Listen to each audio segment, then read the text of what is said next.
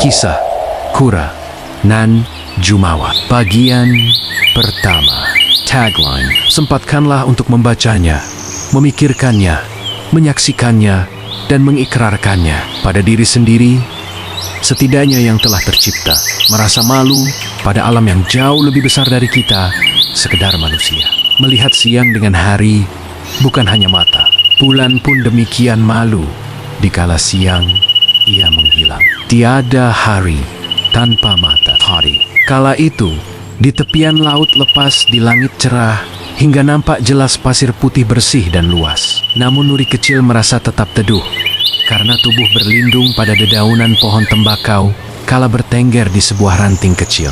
Sang penjaga hari hampir penuh membelalakan matanya tepat tengah hari, pukul 12 siang. Seekor binatang merayap keluar dari desir ombak bibir pantai, mengais pasir dengan 4 kaki gempalnya, menggendong lempengan cembung keras di punggungnya. Langkahnya lemah, mulutnya terus mengunyah. Sesekali ia berkedip, sorot matanya tajam meski tak terarah. Terkadang kepalanya bersembunyi di balik perisai yang digendongnya kala mendengar suara mengagetkan. Nuri kecil yang saat itu masih bertengger di ranting pohon tembakau, mengepakkan sayapnya, membersihkan debu dari bulu warna-warni lembut dan indahnya. Sesekali ia mematuk-matuk tubuhnya di antara sela bulu-bulunya untuk menyingkirkan kutu yang berada di tubuhnya. Pandangan matanya tetap awas ke kiri, kanan, atas, bawah, sambil bersiul kecil menyampaikan keberadaannya denegan bahagia. Meski tampak kecil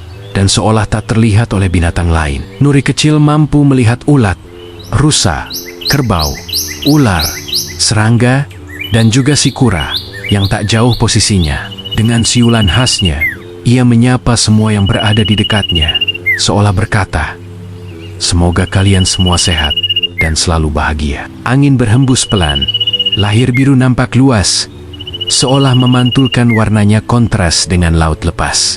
Tubuh Nuri kecil terasa segar, bugar, dan bahagia, karena cinta menyelimuti hidupnya. Karena ia selalu mengingat pesan guru-gurunya untuk membuang penyakit hati, yaitu iri, benci, dengki, hasad, dan hasut, agar terhindar dari rasa sombong. Mengapa baginya hidup harus penuh cinta tanpa dusta? Karena cinta adalah penghalau segala macam penyakit hati. Cinta yang bukan hanya dalam skup kecil, namun menyeluruh. Nuri kecil terus bersiul mendendangkan irama kehidupan tentang hidup yang nyaman meliputi setiap aspek. Si kura mendengar dan mengeluarkan kepalanya dari tempurungnya, menyambut suasana aman. Namun, ia hanya melirik sekilas, lalu kembali merangkak, mencari makanan. Nuri kecil melompat mendekati kura, menyapa dengan kicauan lembutnya, mengajak bermain, bernyanyi, dan berbahagia bersama. Namun, si kura tetap berlalu dengan jumawa, membelakangi dan meninggalkannya. Nuri tak peduli, ia tetap bersiul riang. Meski kura menjauh ke arah karang bergabung dengan kawanannya. Melihat sikap kura demikian, Nuri kecil berpindah kembali ke ranting tembakau sambil bersiul. Siulannya kali itu lebih panjang, tetap menyatakan kebahagiaan, rasa syukur, dan doa untuk kembali berjumpa dengan sahabat-sahabatnya. Tak jauh dari barisan pohon tembakau pinggir pantai, di ladang rumput tinggu, terdengar suara bas tinggi.